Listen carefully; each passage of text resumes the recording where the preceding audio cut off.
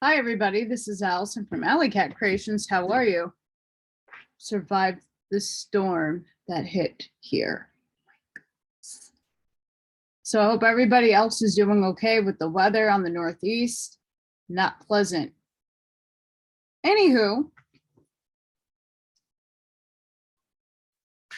the Book of Divinity. We left off on chapter 6. Before I start, hi.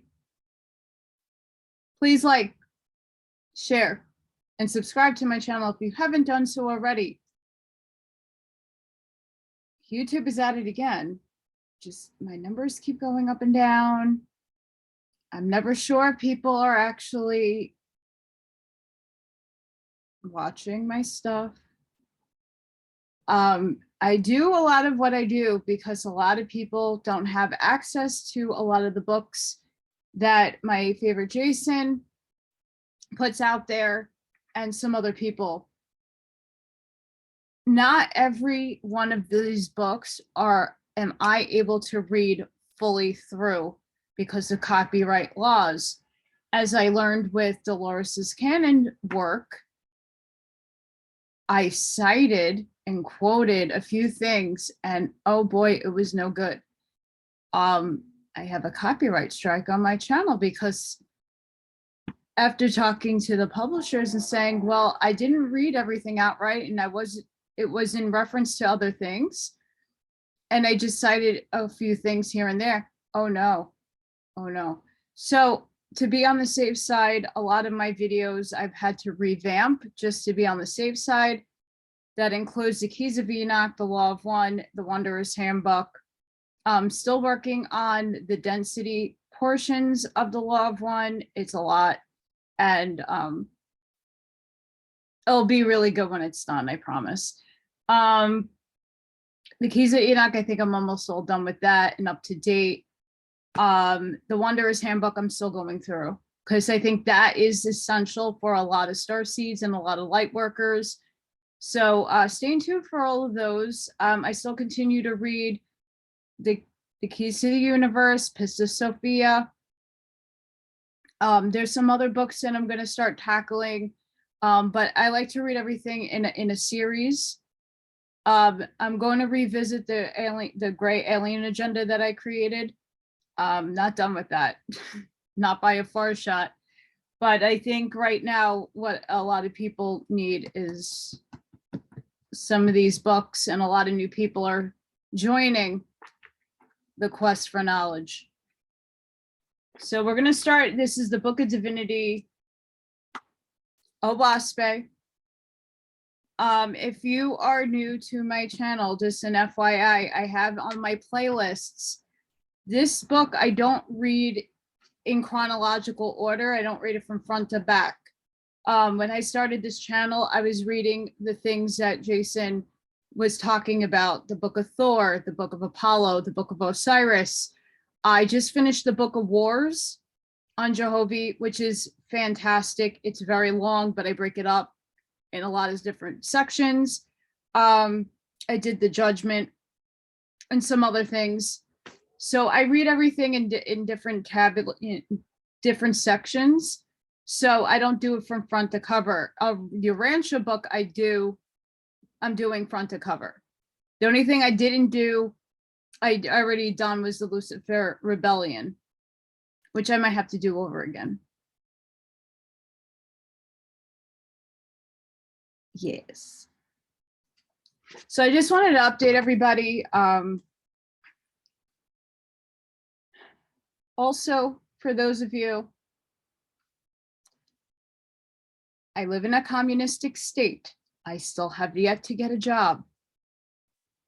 My teeth, from this tooth all the way back there, it's a bridge. It falls right down.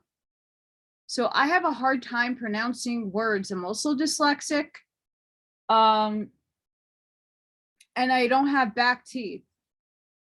I only have my front teeth. So there's a lot of words that I just can't project out properly. And instead I try, especially this book. Ooh, but don't just bear with me. And if I can't say it, get the book and read it yourself, and then you'll understand. But I just want to put that out there. It's not an excuse, but I'm just telling you there is physical things that there's certain words, even easy words, I just can't project out properly.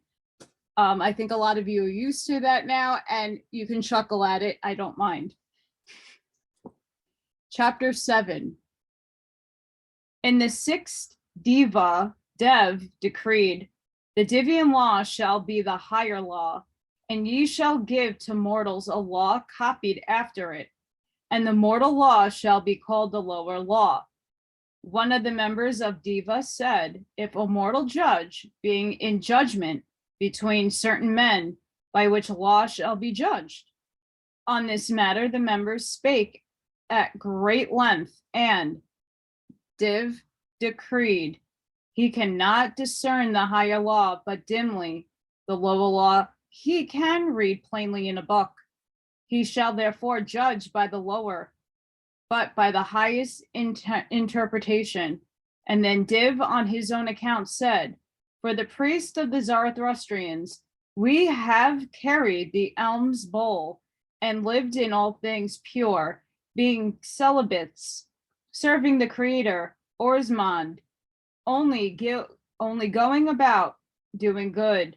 They have the higher law, the Divian law, within their hearts. They shall judge by it. Nevertheless, trouble cometh not into any of the worlds by those who strive to do all right, but by those who evade. The time shall come when the judge shall not interpret according to the higher law. He will strive to hide justice in a corner, using words to conceal his own perversity. It is by such men and such angels that heaven and earth will be blighted in coming time. For as through Zarathustra, God's word have been established on the earth, and since words themselves perish and are supplemented by new words, the time shall come when the higher law will fall as a house on sand. For there are no words that are everlasting, and they are understood by all men alike. Words themselves are but husks that surround the corn. Men in darkness quibble on the husks, but discern not the fruit within. Jehovah spake to Div, saying, man buildeth a house, and it is perished. Succeeding generations must also build, otherwise the art of building would perish. Better the building perish than the art of building. I created all men to labor and to learn. What less requireth my gods and angels? Because language melteth away the language makers, that is, my lords and ashars have consented employment of delight. Div said, foolish men, run after a language that is dead and moldered anyway, but the wise seek language to express the spirit of things. The latter is under the Divian law, the former is bound as a Druke, and therein shall ye circumspect, because mortal judges who judge by the lower law are bound in words.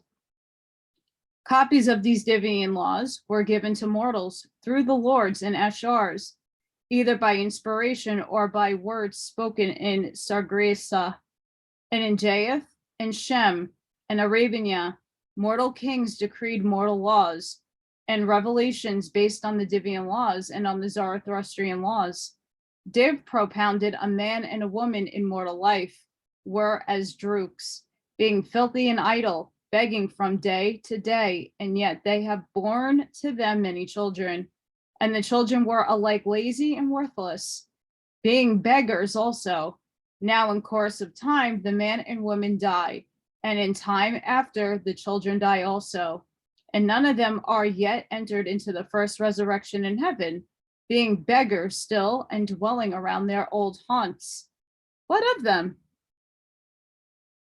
The lords all spake on this subject, and after that Div decreed, such spirits shall be reported by the ashars to the Lord, and the Lord shall send a captain with a sufficient army to arrest them and bring them away from the earth and enter them in a colony for such purpose. This was called the Divian Act, the first.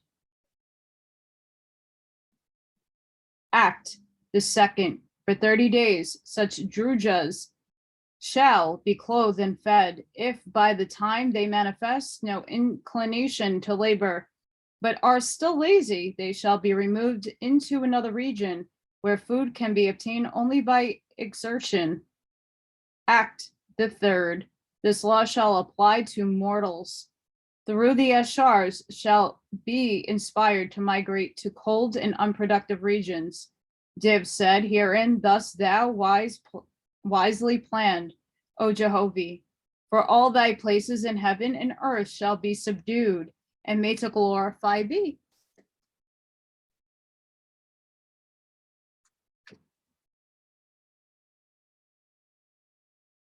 Oh, chapter 8.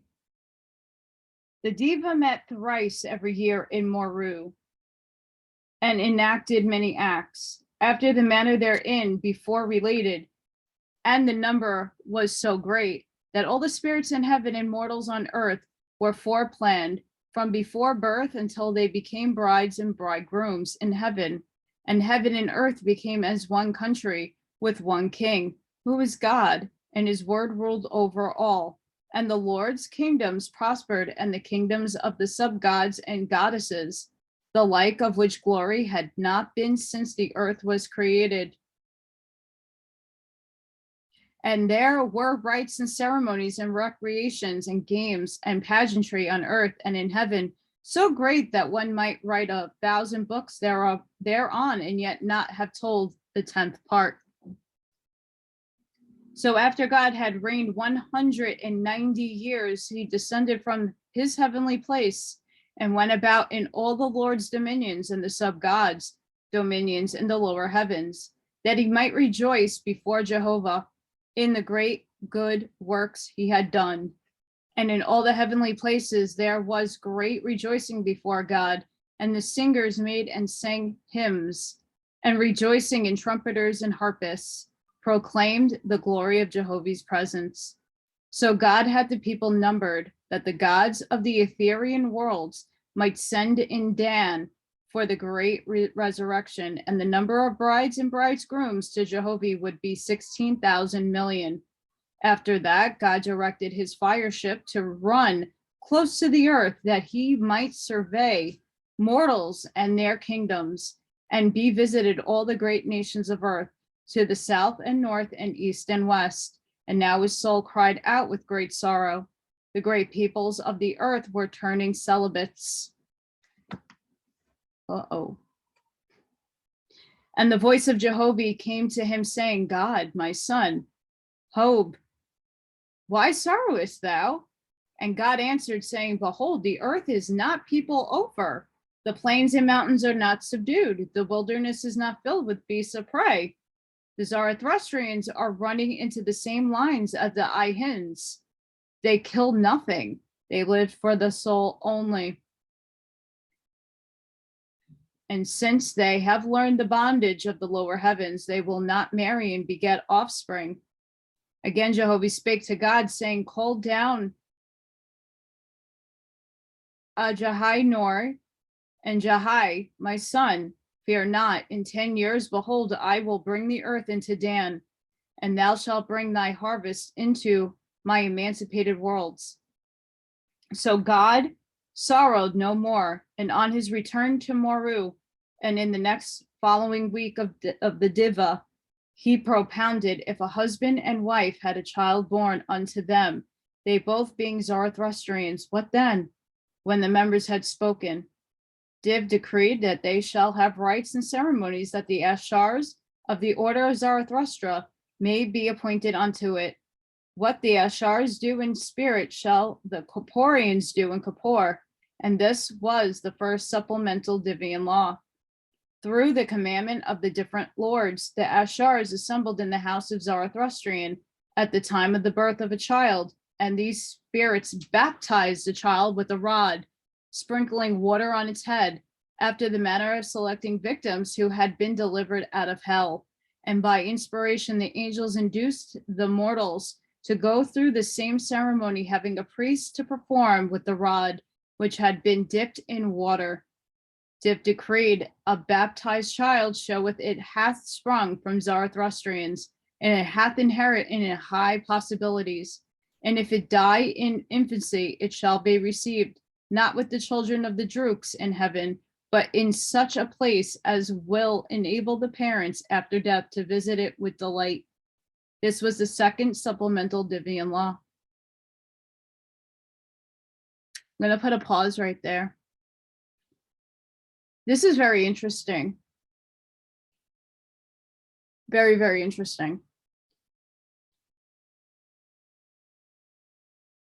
From what information I have about reptilians and such, they're lacking a soul essence, in a matter of speaking, and we're the creative ones.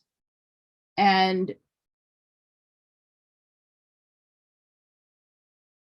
it's very interesting. Very interesting to think of that. But then it wouldn't make sense because the medium that I went to, one of his spirit guides is a reptilian, a good one though, not a bad one.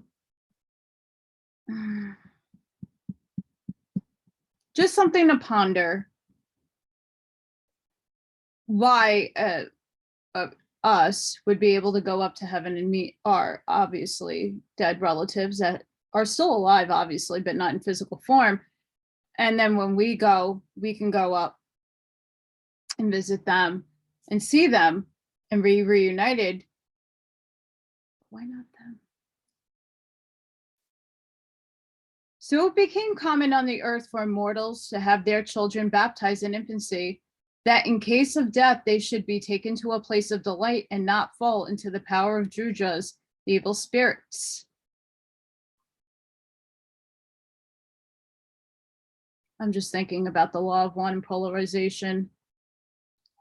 Div propounded, if a young man who is a Zarathustrian and a young woman who is a Zarathustrian, and both every way obedient to the Ormanzidin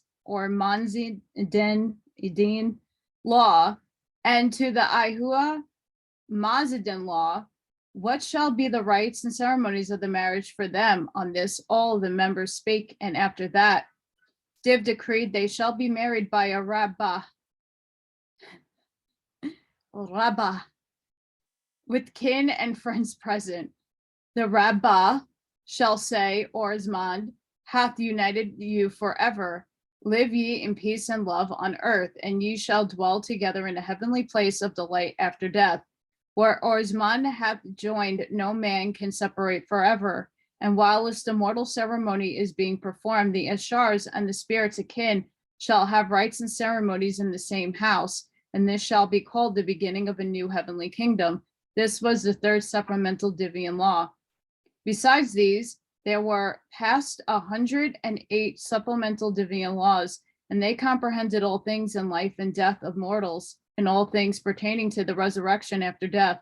And so great was the power of the Zarathustrian religion on earth that war ceased and the tribes and nations dwelt together in peace. Holy shit, that's what we should be doing. The people ceased to build large cities and ceased striving for things on earth. Mic drop. Fourth density. Serious. But they learned little, save rites and ceremonies and prayers, and singing hymns of praise unto Oahspe and to his gods and lords, to the Zarathustra, the all pure. Thus ended the dominion of Hobe's region in heaven and earth, like of those whose greatness had never been surpassed. So Jehovah brought the regions of Dan and sent 7 ships and delivered God and his harvest of 16,000 million angels into places of delight, the Nirvanian fields of, okay, I'm going to attempt this, Niskrasawacha in Etheria. I tried. I'm being lighthearted. Before I was really pissed. I did the Keys to the Universe and the copy that I had. like there's a few pages that like were wrinkled when it was scanned in. And it's not the one I got off of Telegram that Jason put up. It's another version that I found that I can read. But in some parts, there's like very faded lettering and words. There's like some things like I will not try to pronounce because I don't know if it's like they're right. Well, I was getting really angry. And the moon's out. This book drives me crazy though. Some of you already know, like I can't. I'll skip a whole paragraph with just names. I won't do it. It's just not to be disrespectful. Anyway, off onto my other tangents. Chapter 9. Then God bewailed the state of the earth, because man ceased to love anything thereon. His whole mind and heart were set upon heavenly things, and the earth was becoming like a neglected farm, growing up with weeds and briars. So Jehovah answered God's prayer, saying, Behold, I will bring darkness around about the earth on every side. See it to then, my son, for not only will men desire of the earth, but the angels in thy high heavenly place will forsake them and go down to the earth. So it came to pass, Jehovah brought Jai upon the earth, and it was in a state of darkness for 400 years, and the sun shone not, but was like a red ball of fire, and mortal things were without lights and shadows. And men's minds and hearts took after the nature of the corporeal world, losing sight of Oahspe and his heavenly promises, and they bethought them of the desires of earth and of the pleasures of the flesh life. Now during Jai, they fell perpetual atmospherian substance on the earth, and it was of the nature and kind of substance of which the earth is made, but atmospheric, and this is what they call Jai. And the plateau of Harati and Zirdo were driven down to the earth and near the earth, and the belt of Meteorus was moved nearer by thousands of miles, and metric stones fell in many places upon the earth like a rain shower, but burning hot with suffocating smell. And the affairs of mortals were changed. They built new cities and became great hunters, applying the wisdom of their forefathers to the matters of the earth. And the heavenly places of delight were broken up and descended to the earth, and the angels were cast upon the earth, turning away from the faith of Oahspe, seeking joy in the affairs of earth. And God and his lords were powerless unto righteous works, either with mortals or angels, but men and women became prolific, and they grew large and full of resolution and power. The voice of Jehovah spoke to God, saying, Maintain thou thy kingdom, and the gods and the lords under thee shall also maintain their kingdoms, nor suffer thou my people to be discouraged with my works, because I've sent darkness unto the earth to befit mortals to mortality. So have I also given my heavenly hosts lessons in my worlds, nor shall they call this a judgment upon them, nor say I do these things in anger, nor as punishment, nor for benefit of one to the injury of others. Because thou wert guided by my voice and my commandments in bestowing the divine law, behold the strength and wisdom of thy pupils. For inasmuch as they learned to master the elements I created in atmospheria, so will they become triumphant in my Etherean worlds. God perceived, and he and his lords and sub-gods fortified their kingdoms on all hands and provided assistance to their colleges, factories, hospitals, and places of education in order to maintain the angels who had sought resurrection. Nevertheless, it came to pass, many angels believed a new order of light was coming on the earth, wherein the earth would become the all highest abode for angels and gods, others having lived 200 or 300 years in atmospheria, and never have been in Etheria, began to disbelieve in the higher heavens, and finally to disbelieve in Jehovah also. And in 200 years later, God and his lords lost influence and power with both angels and mortals. And the later took to war, and the angels who had ministered unto them became wanderers and adventurers, without organization, and cared neither for truth nor wisdom, but flattered mortals for their own glory. And the kings and queens of the earth built temples for their familiar spirits, who assumed the ancient names of the gods and lords. Now, when the next Ark of Dan was near at hand, God enumerated his uprise hosts, and there were prepared as brides and bridegrooms for Jehovah's higher heavens, 12,000 million. And because it was less than the number of his predecessor, he cried out unto Jehovah, bewailing his weakness. And Jehovah answered him, saying, bewail not, my son. Thou hast done a great work. Neither ask thou that thou mayest remain other than, for the next will not be so fair a harvest. So God grieved no more, but bestow his kingdom on his successor. And his lords did likewise, and so did the subgods and all other persons having proteges. And God called together the brides and bridegrooms of Jehovah, and the later sent down from the Etheria 5 great ships of fire, and delivered God and his hosts into the emancipated worlds. Chapter 10.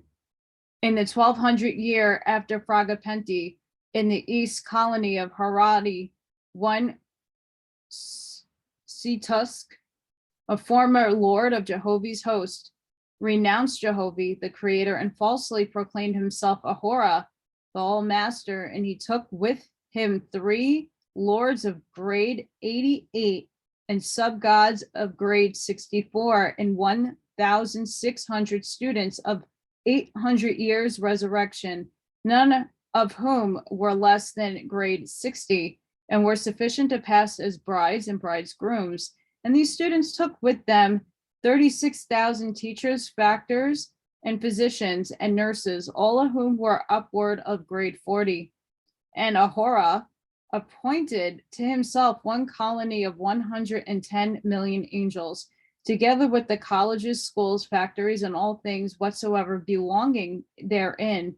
And the 3 lords took their kingdoms, and by annexation made them part of a parcel with Ahura's kingdom. Now these 3 lords' kingdoms comprised and the largest inhabitable places of mortals in Vinu and Jaeth, the greatest heavenly places of angels in the first resurrection. And Ahura divided up the regions. He thus obtained, making great confederation, heavenly kingdoms, sufficient in number to give place of dominion to his lords and gods, and to make subgods out of all the 1,600 students. And after that, Ahura numbered his people, and there were in his heavens more than 3,000 million souls. God sent messengers to Setusk, who had assumed the name Ahura Mazda, inquiring, admonishing, and inquiring, my Lord, who I have loved, who I by mine own hand was crowned in the name of Jehovah, why hast thou deserted the Father's kingdom? Wherein hast thou had cause to complain against Jehovah? Wherein against me thy God, O my son, my Lord? Say not thou hast gone so far, thou canst return. What canst thou ask of me that I will not grant unto thee? Nay, even judge thou me, and if thou desirest all the heavens of the earth in my place, I will abdicate unto thee and become thy lowest servant, or whatsoever thou wilt put upon me. Ahura returned this answer to wit, because I have nothing against thee. I have alienated myself and my kingdom from thee. I desire not thy kingdom, nor even mine own. Behold, I looked upon thee, and thou wert pure and holy. I looked upon the kingdoms of heaven and the kingdoms of earth, and they were impure and unholy. Then came certain brother lords to me, most wise lords, and they said, a less pure God, a less holy God would be more efficient. So I was persuaded to my course. God replied to this, saying, behold, We have a diva. Why spakest thou not thus before me, face to face? And why the 3 great lords were also Divians, and they were silent on the matter likewise. The Div would have decreed whatever was all wise, because I was in darkness, and I saw not thy thoughts, nor thy lords, and ye have heaped shame upon me. How shall I send my record to Etheria? Shall I say, behold, certain lords consulted clandestinely, and then concluded to overthrow the Creator? And forsooth, they have gone and set up a kingdom of their own, calling it all highest. Hear me yet, and I will endeavor to speak wisely unto thee. Thy messengers notified me some days since that thou hast reputed Jehovah, saying there is no all highest person. I can make myself high as the highest. And thereupon the messenger gave me a map, saying, behold thou, here are the boundaries of thy kingdom of Ahura Mazda, the all-sufficient high God. I looked over the map and beheld its great extent, and I surmised to myself, he is a great God that can rule over all of that. For I knew thee and thy education, which is as great as any lords in the atmosphere. And thou knowest thou canst not control even a plateau. Canst thou rise thine hand and say that Ajah or Jahai or the nebulae? Scarce canst thou change a single current of wind, nor canst thou cast a drought on any land. And yet thou knowest there are gods who can do these things by a motion of a finger. How darest thou then proclaim thyself an all-sufficient high God? But I will not rebuke thee, for I desire thy love and thy help. I would win thee by any sacrifice I can make. Behold, there is a great darkness in heaven and on earth, wherein I may be short. I will rebuke myself in after ages. I pray thee, then return to me and make exactions upon me and my kingdoms. With thy loss, behold, Diva is broken up. With the dismemberment of heavens, others will follow. Alas, I will not look upon even that which my soul seeth. I plead for thy love and for thy assistance. Nevertheless, if the highest light for the all best good showeth thee that thou art right, come not to me. I know the Great Spirit will sustain me, even though my soul is well nigh crushed to pieces by the loss of so fair a love. To this Ahura I replied, how come thou thought to me to do as I did, if not the wisest best course? God replied, because of the long reign of Jahai, thou wert inoculated with darkness, and even as a mortal on a rainy day loseth his patience to be wise. Then Ahura sent the following to wit, I have been patient in my answers, but now I speak plainly. First of all, thou art all pure and most wisest above all other gods. For more than 200 years, I have been a faithful Lord unto thee and thy kingdoms. At first, a great light came to thee, and a voice came out of the light. Then I feared, and I was awe-stricken, because I believed there so near the Creator, thine every word and act were to me worshipful. At last I rebuked myself, saying to myself, fool, givest thou worship to a man born of a woman? Remember thy Creator only.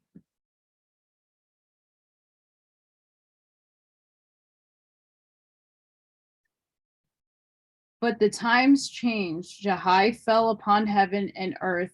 Our glorious kingdoms were cast down by the great darkness. Then I reasoned, saying to myself, behold, when we were in light, Jehovah's voice spake unto us. When the darkness came, the voice came not. We sat in the diva, in the altar circle, praying for the light for the Father, but it came not. And I said, more we need the voice in darkness than in light. For 100 years we saw not the light of the voice, nor heard the voice speak. Thou hast said, thou heardest in thy soul. Who is there in heaven or earth that cannot say as much? In my soul, I no longer believe there is an all person. There are great gods, 1,000 times greater than I, but there is the end. Yeah, some of those great gods may have cast the Jahai upon us, but that is not my matter. There is room for thee and thy people. Here is room for me and my people. Jehovah spake to God, saying, answer thou not Ahura more. Behold, I will interpret him to thee. He will even yet persuade angels and mortals that it was he who inspired Zarathustra, but he seeth it not himself. Suffer him therefore to go his way, neither take sorrow to thy soul.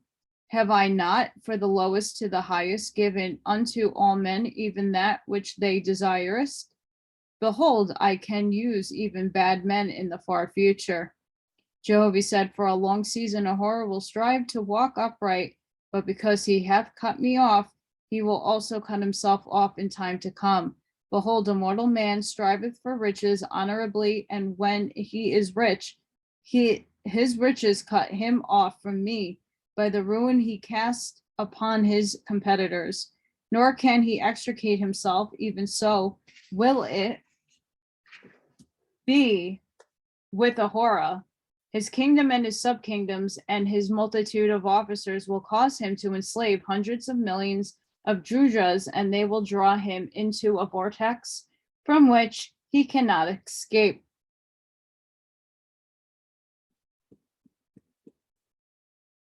So God answered Ahura no more, but nevertheless his heart was full of sorrow.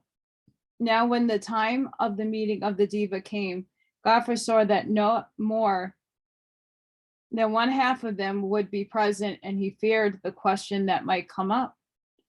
But Jehovah said unto him, fear not, my son, for even though many more leave thee, yet shall thee persuade the Diva to the end of this cycle. So it came to pass that Jehovah stilled the tongues of all the gods and lords of the Diva in reference to Ahura, even as if they had never known him. And Ahura sent quizzers to different gods and lords afterward to learn what action the Diva had taken in his case. But when he was told that he had not been mentioned, he became angered, and he swore an oath that he would build the largest of the heavenly kingdoms. Because of the great darkness on heaven and earth, God sent hope and promise into all the kingdoms, urging his lords and his sub-gods to maintain faith, not only in themselves, but within the hearts of their respective inhabitants. Now, from the time of the secession of Ahura to the next Dan would be 300 years, and God knew this, though the multitudes in heaven and earth knew not. And God commanded great recreations and extensive laborers in order to prevent further dismemberment. But in the course of 100 years, many were carried away by the extravagant stories told about Ahura's kingdoms being places of great delight and of ease and idleness. Ahura's Lord said unto him, thou shalt adorn thy kingdom, thy throne, and thy capital. Tusk shall be the largest and most ornamental of all places in the universe, and our sub-kingdoms shall be places of great delight. And Ahura was persuaded, and so began self-glorification, and his lords with him. And in other 100 years, Ahura had withdrawn and annexed unto him in heaven the following provinces. Oh, here we go with the names. And their sub-gods with 70 million souls. Hawak with 100 million souls. Hayin with 20 million souls. De Nayato with 8 million souls. I'm not going there. With 190 million souls. The whole of the kingdom of Gur-Akshi, 600 million souls. The whole of the kingdom of Sufwa with 800 million souls, and all of those confederated in the lower heavens, making the king of Tusk with Ahura as Mazda in chief, the central kingdom. The Diva was by the reduced to 7 members, but these remained faithful, and God kept up the standard of resurrection for yet 100 more years.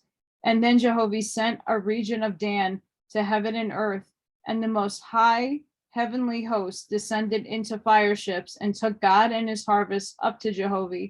And with all the misfortune that befell God and his lords, there were nevertheless 6,000 million brides and bridegrooms to Jehovah raised up to the higher heavens.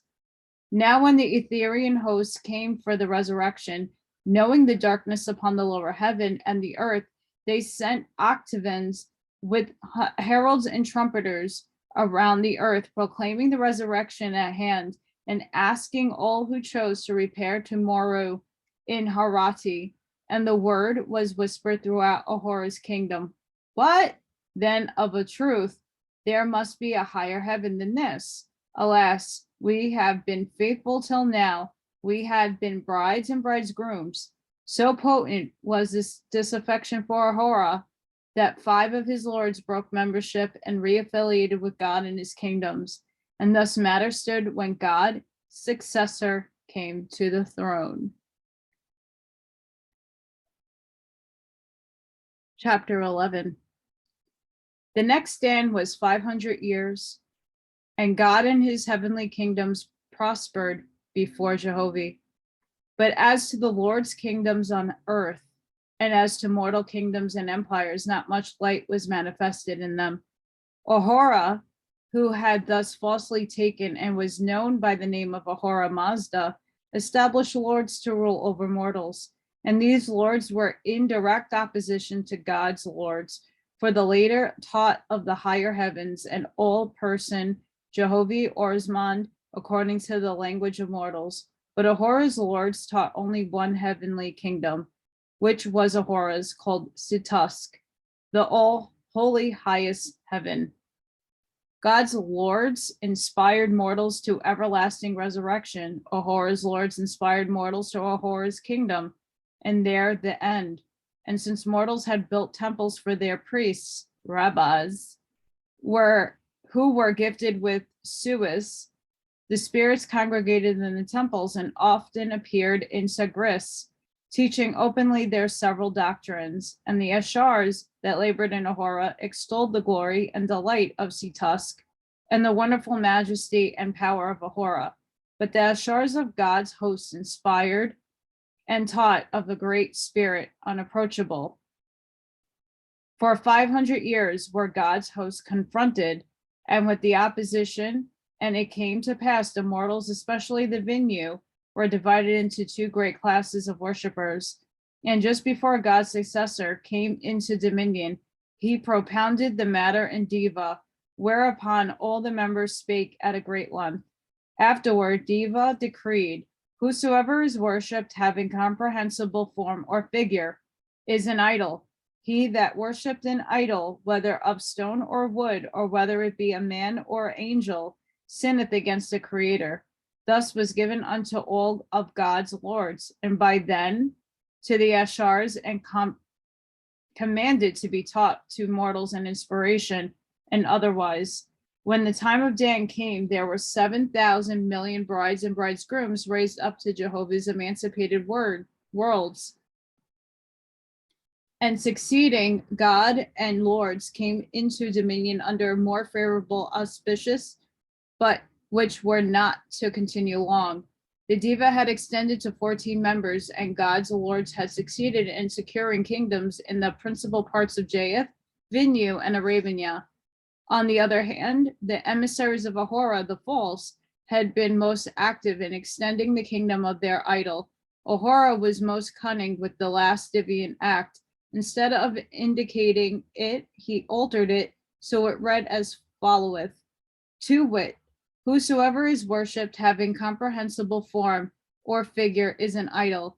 He that worshipped an idol, whether of stone or wood, or whether it be a man or an angel, sinneth against all the highest, who is personated in Ahura Mazda, the holy begotten son of all created creations.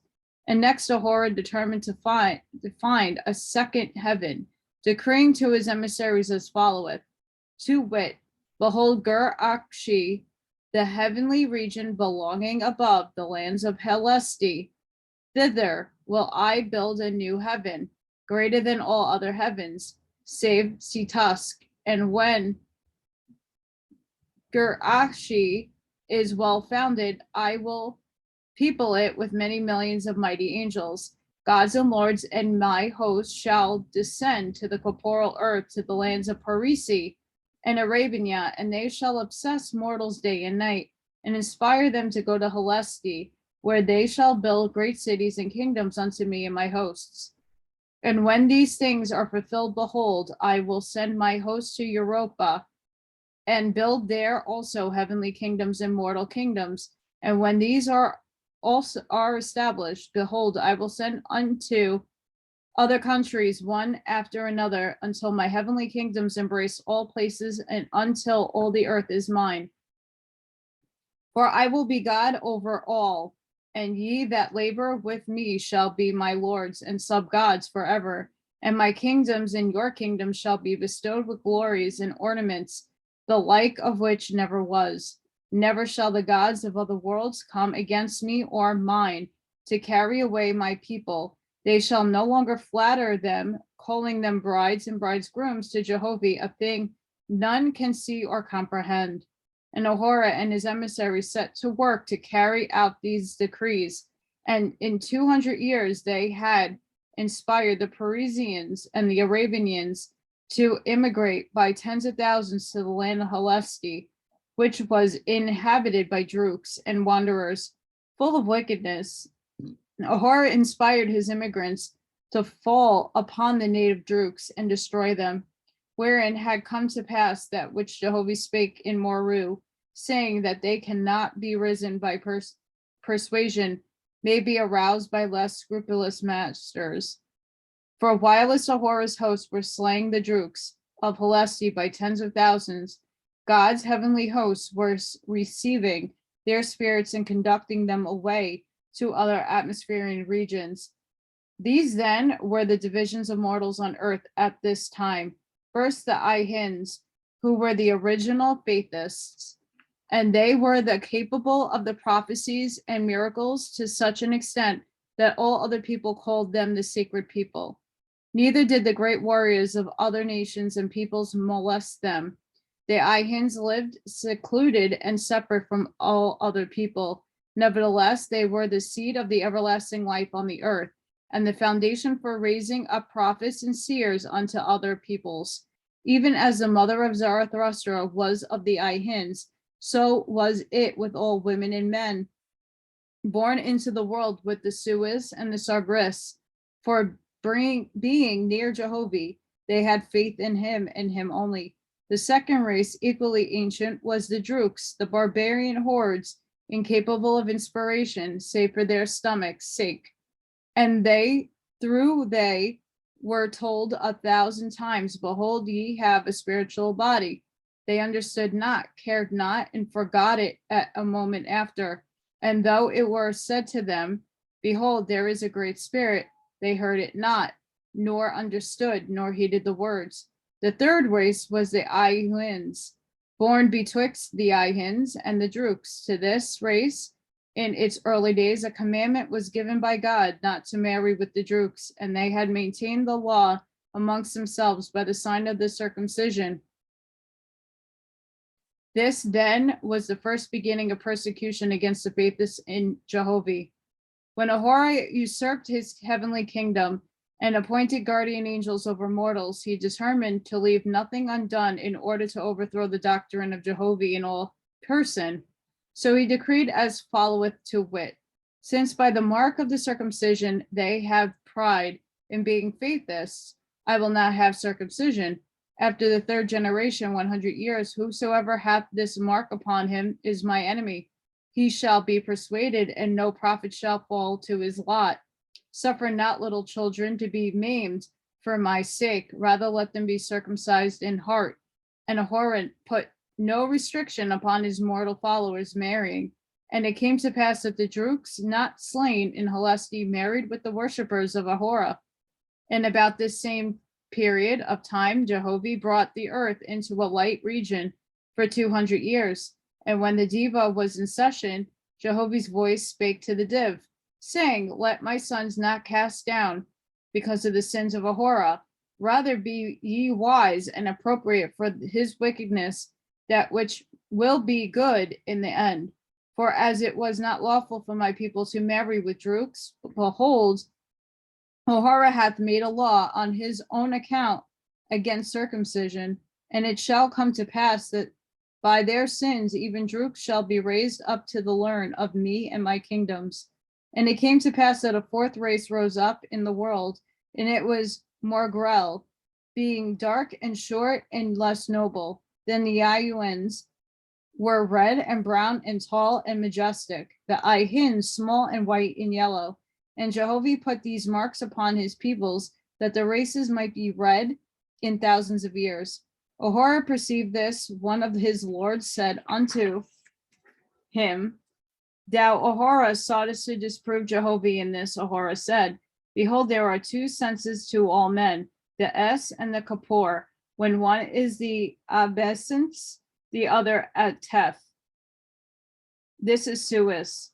Call together thy companions and find a remedy, for I will prove all things in heaven and earth.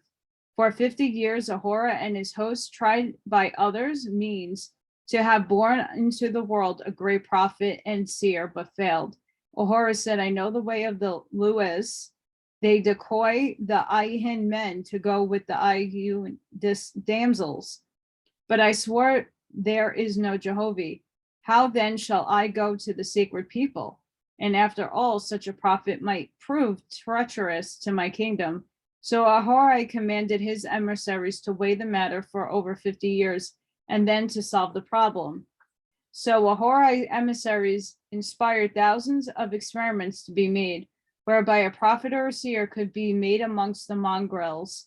And Jehovah suffered them to discover that by pressing down the front brain of the infants, they could be made capable of Suis, and infants were strapped on boards and other boards strapped on the forehead to press the head flat.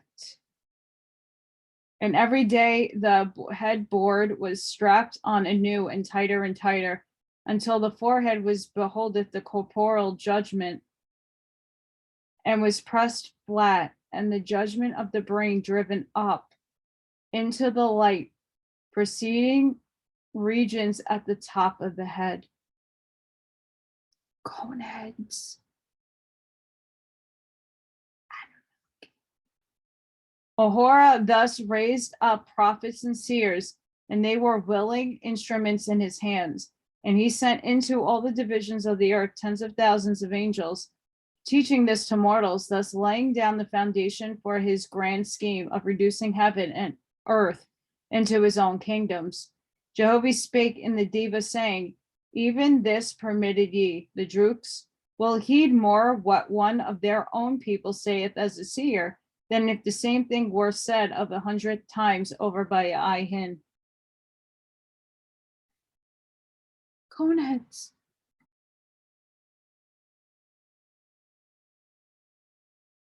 I'm going to leave it there. I'm going to leave it there. The chapter 12 is rather lengthy, and I've been going on a lot, and I want you guys to absorb what I've already read. If you look at the Book of Wars, and we really didn't go over who Ahura really was. He was introduced in there and was trying to, speak to the others, the false gods, about what he's done. And now we're learning about what he's done and why he was so experienced in the falsehoods and the false god kind of aspect. So that's very interesting. And I read about this. Sorry, Jay, if you're watching, and I'm sure you might. Interesting. And then the flattening of the head.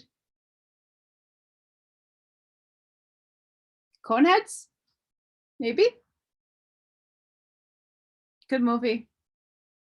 For shits and giggles. So I hope you guys enjoyed that.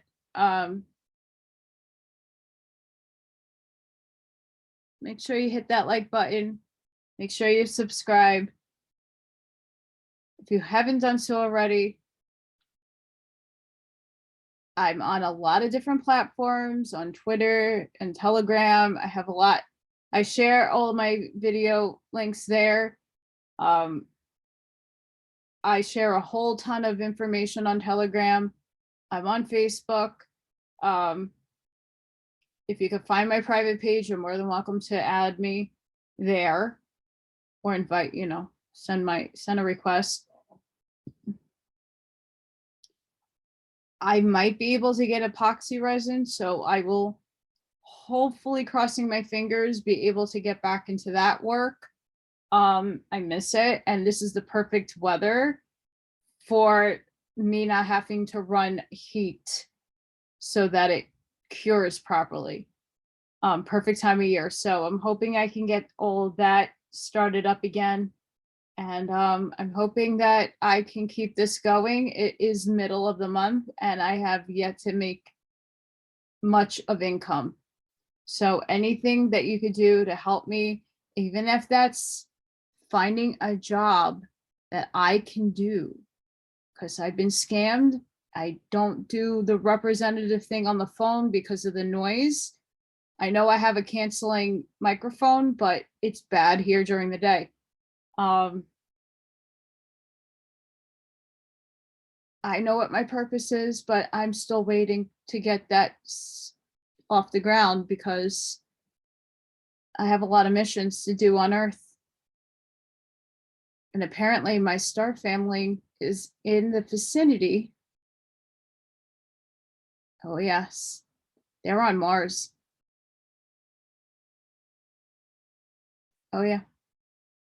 One of my starseed families, I have 3.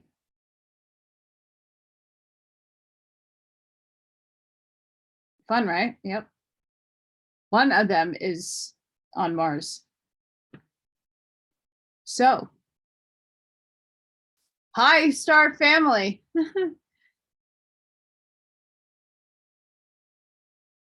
Beam me up, beam me back, whatever you got to do. Hi.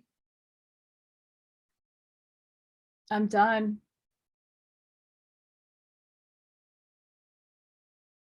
Yeah. So until next time, sending each and every one of you love and light. I hope you have a really wonderful week. Hope you enjoyed this section of the Book of Divinity. This is very, very interesting.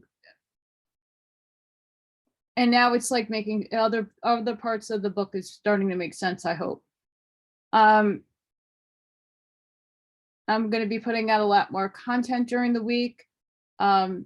Stay tuned and I'll see you on the next one. Bye, guys.